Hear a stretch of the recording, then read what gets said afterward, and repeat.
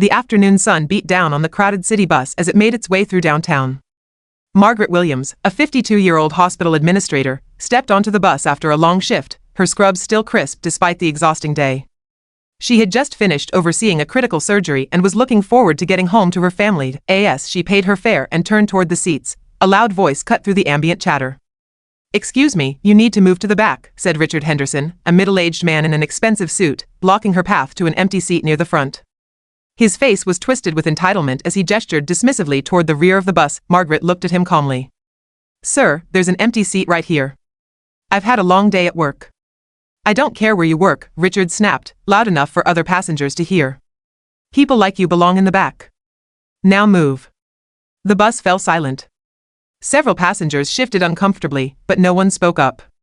Margaret's hands trembled slightly, but she maintained her dignity. Without another word, she walked to the back of the bus and took a seat, her heart pounding with a mixture of anger and humiliation. Richard smirked triumphantly and dropped into the front seat, spreading his briefcase across the adjacent spot. He pulled out his phone and began making loud calls, bragging about a big business deal he'd just closed. The bus driver, an older Hispanic man named Carlos, had watched the entire exchange in his rearview mirror. His jaw was clenched, but he said nothing yet. 7 minutes later, the bus pulled up to the next major stop outside the Grand Plaza Hotel. The doors opened, and 3 people stepped aboard, 2 police officers and a woman in an elegant business suit. "Richard Henderson," one of the officers called out. Richard looked up, annoyed. "That's me. What's this about?" "I'm busy." "Sir, you need to come with us. You're under arrest for embezzlement and fraud." The color drained from Richard's face. "What? There must be some mistake." The woman in the business suit stepped forward. "No mistake, Mr. Henderson. I'm Detective Maria Santos. We've been investigating your company for 6 months. We have evidence that you've stolen over $2 million from your clients. We were waiting for you to complete your transaction today, which you so loudly confirmed on this bus." Passengers gasped. Richard had been so busy bragging on his phone calls that he'd announced details of his illegal activities to everyone within earshot, including an undercover officer who had been sitting 3 rows behind him the entire time. The officers handcuffed Richard and read him his rights. The detective turned to address the bus. "I apologize for the disruption, everyone. And I'd especially like to apologize for what this man said earlier." She walked to the back of the bus where Margaret sat. "Ma'am, I'm sorry you had to endure that. Are you Margaret Williams?" Margaret nodded, surprised. "You work at City General Hospital, correct? In the administrative wing?" "Yes, I do," Margaret said cautiously. Detective Santos smiled. "My daughter was in a serious car accident 3 months ago. You were the administrator who stayed late to make sure her surgery went forward even though there were insurance complications. You fought for her. She's alive because of you." Margaret's eyes widened. "Maria? The teenager with the spinal injury? I remember her. How is she?" "She's walking again, thanks to you and that surgical team." Detective Santos's voice cracked with emotion. "You saved my daughter's life. And now, if you'd like, you can watch this man get exactly what he deserves." As Richard was escorted off the bus in handcuffs, sputtering protests and excuses, the entire bus erupted in applause. Passengers who had remained silent earlier now stood up, some cheering, others approaching Margaret to shake her hand and apologize for not speaking up. Carlos, the bus driver, stood up and addressed everyone. "Ma'am, from now on, you ride for free on my bus. And you sit wherever you damn well please." More applause followed. A young college student offered Margaret his seat at the front. An elderly man handed her a bottle of water.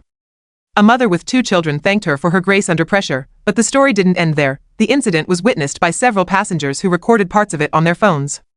By that evening, the video had gone viral, with millions viewing Richard's arrest and Margaret's dignified response. The hospital where Margaret worked was flooded with donations and positive messages. The hospital board, moved by the public support, promoted Margaret to chief administrative officer, a position she'd been passed over for 3 times before. Richard, meanwhile, faced a trial that lasted 6 weeks. He was found guilty on all counts and sentenced to 15 years in federal prison. His assets were seized to repay his victims, and his name became synonymous with corporate greed and racism. 1 year later, Margaret stood at a podium at the National Healthcare Administration Conference, sharing her story. "That day on the bus taught me something important," she said to the packed auditorium. "Dignity isn't something someone can take from you by forcing you to the back of a bus. Dignity is something you carry with you, regardless of where you sit. And karma? Karma doesn't always come in 7 minutes, but when it does, it's worth the wait." The audience rose in a standing ovation, and somewhere in a federal prison, Richard Henderson sat in a cell much smaller than the back of that bus, with plenty of time to think about the choices he'd made. Detective Santos's daughter, Maria, fully recovered and went on to study hospital administration, inspired by the woman who had fought for her care. She and Margaret remained close friends. Carlos, the bus driver, received a commendation from the transit authority for his professionalism during the incident, and Margaret?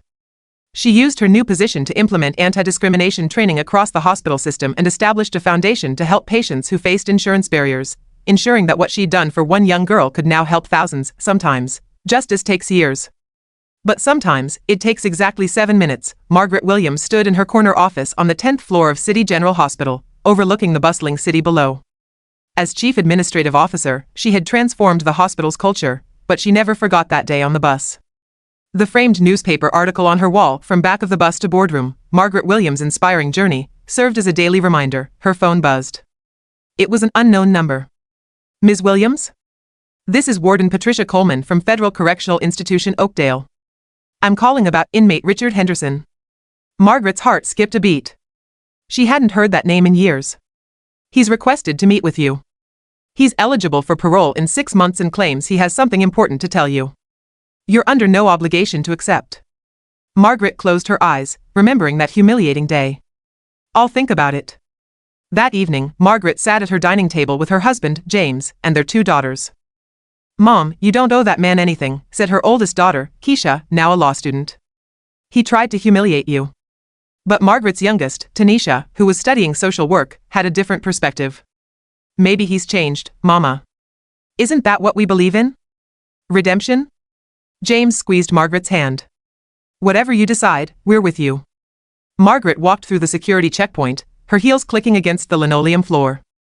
Her heart pounded as she entered the sterile visitation room. Richard Henderson looked nothing like the arrogant businessman from 3 years ago. His expensive suit had been replaced with prison orange. His face was gaunt, his hair graying. When he saw Margaret, tears immediately filled his eyes. Ms. Williams, he said, his voice barely above a whisper. Thank you for coming. I didn't think you would. Margaret sat down, her posture straight, her face unreadable. I'm here. What do you want? Richard took a shaky breath. I want to apologize. Not because I'm up for parole, I know an apology doesn't fix what I did. But because you deserve to hear it. He paused, wiping his eyes. What I said to you on that bus, it was unforgivable. I was raised to think I was better than people because of my skin color, my money, my position. I never questioned it. And now? Margaret asked coolly. Now I've had 3 years to think. 3 years living with men from every background, every color, every walk of life. My cellmate is a black man named Jerome. He's in here for stealing food to feed his kids. He's the most honorable person I've ever met. He could have made my life hell when he found out who I was, what I did. Instead, he taught me to read the Bible. He shared his commissary when I had nothing. He showed me what real character looks like. Margaret remained silent, letting him continue. I found out who you are, Ms. Williams. Not just what happened on the bus, but everything after. You used your platform to help people. You created programs for the uninsured. You established scholarships for underprivileged students pursuing healthcare. Richard's voice broke. While I was stealing millions from people who trusted me, you were saving lives and building bridges. The contrast, it destroyed me. What do you want from me, Richard? Margaret finally asked. Nothing. I want to give you something. He slid a piece of paper across the table. This is a legal document. I've arranged for all the money I have left, about $300,000 from my mother's estate that wasn't seized, to go to your foundation. And I've written a letter to the parole board. I'm withdrawing my parole application. Margaret looked up sharply. What? I don't deserve to get out early. I deserve every day of my sentence. But when I do get out, I want to volunteer. For your foundation, if you'll have me. I want to spend the rest of my life trying to make amends. Margaret stood before the prison review board, having been called as a witness. To everyone's shock, she spoke in favor of Richard's character development, not for early release, but for access to educational programs that could help him become a counselor for other inmates. Punishment without rehabilitation perpetuates the cycle, Margaret told the board. Richard Henderson committed terrible crimes. He also said terrible things to me. But I've seen his transformation. I've read his letters to his victims, asking for nothing but their forgiveness. I've seen the anger management and racial sensitivity courses he's completed. I've seen him mentor younger inmates. She paused. I'm not saying he should be released early. I'm saying he should be given the tools to become someone who can help others avoid his mistakes. That's not mercy, that's wisdom. Richard Henderson walked out of prison after serving his full sentence. He was 58 years old, with no career, no money, and a criminal record. But he had something he'd never had before: purpose. Margaret had kept her word. He started as a volunteer at the Williams Foundation, speaking to at-risk youth about the consequences of entitlement and prejudice. His speeches were raw, honest, and painful to deliver. I thought I was better than people, he'd tell auditoriums full of teenagers. I thought my skin color and my bank account made me superior. I humiliated a woman on a bus because I could. And karma didn't just humble me, it destroyed everything I'd built on a foundation of arrogance and hate. One evening, after a particularly powerful presentation at a community center, a young white teenager approached Richard. Mr. Henderson, my dad, he talks like you used to. He says things about people who don't look like us. How do I make him change? Richard knelt down to the boy's level. You can't make him change, son. But you can be different. You can be the change in your family. That's what breaks the cycle. On the 10-year anniversary of the bus incident, Margaret organized a special event. The old bus, the actual vehicle, had been purchased by a local museum. Carlos, the bus driver, now retired, stood beside it. Detective Santos and her daughter Maria were there. The college student who'd offered his seat. The mother with 2 children. Even some of the passengers who'd remained silent that day, who wanted to publicly acknowledge their regret, and Richard Henderson was there, standing at the back of the crowd. Margaret took the microphone. 10 years ago, I was humiliated on this bus. But that moment changed my life in ways I never imagined. It showed me that our worst moments can become our greatest testimonies. She turned and gestured to Richard.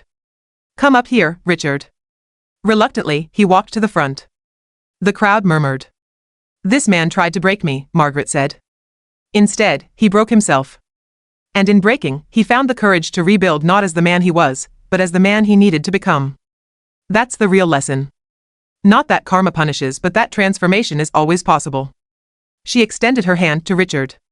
He stared at it, tears streaming down his face. Before shaking it, the crowd erupted in applause, not for what had happened, but for what had been overcome. Richard Henderson spent the rest of his life working with the Williams Foundation.